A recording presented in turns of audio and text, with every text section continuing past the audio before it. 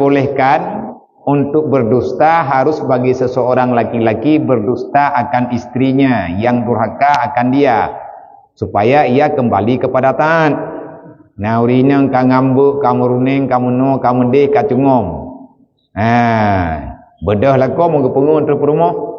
Pegang no, pegang deh, kepengun lagi nyo, kepengun lagi je. Kupu tujuan bek nusyud. Sebab tujuannya nusyud dosa besar. Karena istri tidak lagi taat kepada suami, maka dosa besar. Gebedah lah kau, gemita kai, gepengun rumah ngak bek nusyud. Nah, gepengun, nyo gepengun. Nah, akhirnya li rumahnya hana jadi nusyud, nyanjut. Yang selanjutnya dan lagi harus berdusta kepada istri, suami mendustakan istrinya supaya jangan durhaka istrinya akan dia, baik buat salah. Yang lagi dan lagi harus berdusta akan istrinya karena meridhakan dia akan istrinya itu, ataupun berdusta akan istrinya bahwa kasih akan dia lebih daripada kasih akan madunya. Uragam le perumoh. Mekaru truk perumoh sa perumoh dua. Ya, kayan orang le perumoh hong gejak dia. Nama dia butrau. Sebab kala rumah kalau lebih punya ke. Dua gede. Laki bu dah bu beo. Aku fikir kali hidup. Kada. Dua gede perumoh je. Aku fikir kat rawai deh. Tengok manduai ku bahabu. Kahana dapat ju. Kau masalah halau. Nampai kan le buat. Ya ihum latah.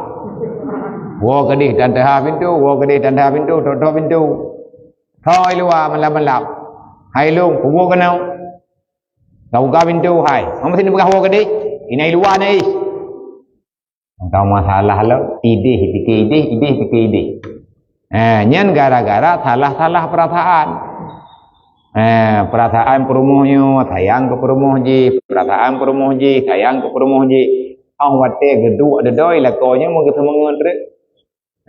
Ka ge pegah bak perumoh mo pani le. Ti kata yang paling dari noi kampungnya. Galang doyanya men doyanya tulis.